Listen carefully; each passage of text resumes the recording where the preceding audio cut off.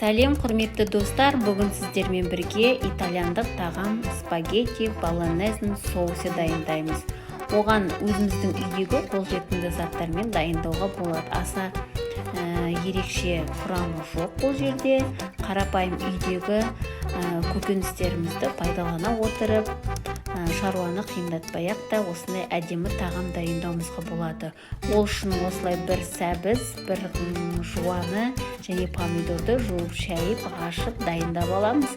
Одан соң сол көкөністерімізді майдалап турайтын боламыз. Жуаны, сәбізді барлығын кішкентай кубиктарынша турап аламыз және қызанақты да дәл солай турап, майдалап дайындап аламыз.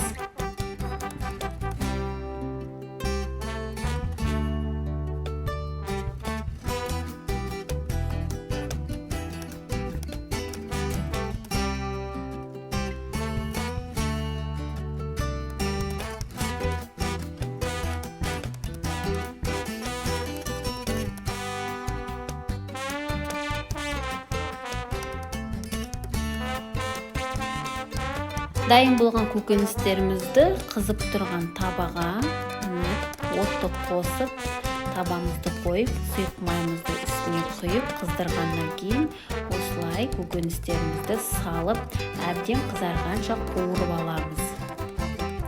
Бірінші сәбізбен жуамызды қуырып, кішкене жұмсарып, қызарғаннан кейін үстіне қызанақты саламыз. Қызанақты да салып, жақсылап тұрып қуырамыз.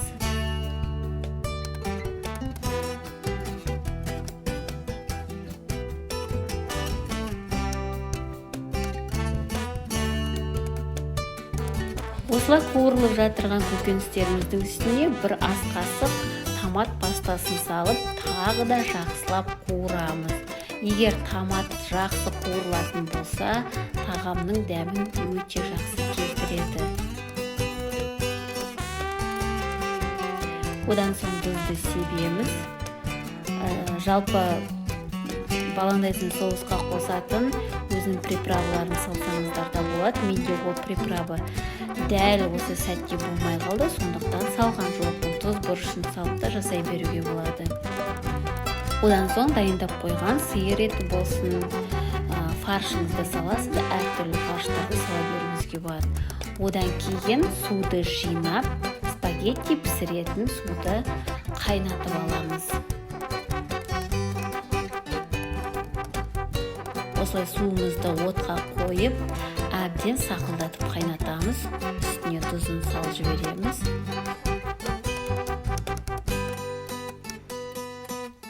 Фаршты осылай уақтап, ұнтақтап, қасықпен болсын, немен болсын араластырып тұрып, бөлшектеп, осылай жақсылап қуырып аламыз. Одан соң үстіне су құйып 15-20 минут бұқтырып пісіріп аламыз.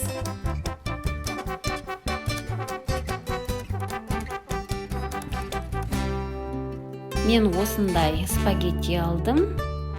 Итальяндық технологиямен дайындалған. Кез келген спагеттидан жасай берсеңіздер болады. Міне су қайнады, суға салып, спагеттиларды жаймен басып, суға жібегеннен кейін суға батып кетеді. Сындырып тастамаңыздар. Осылай жаймен итеріп суға салып 10 минут қайнатып аласыздар.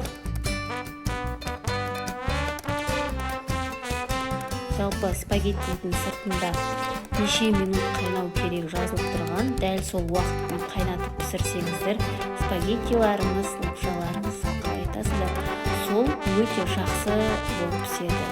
Не езіліп кетпейді. Одан кейін дайын болған спагеттиімізді осылай тарелкемізге салып, үстіне соусымызды құйып, дастарханға беруге дайындаймыз. Болонезный соусты осылай үстіне құясыздар әдемілеп.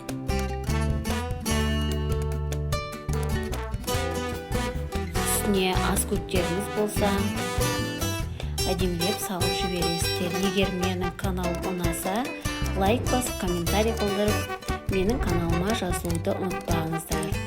Астарыңыз дәмді болсын, міндетті түрде дайындап көріңіздер. Сіздермен бірге болған Арукүл. Сау болыңыздар.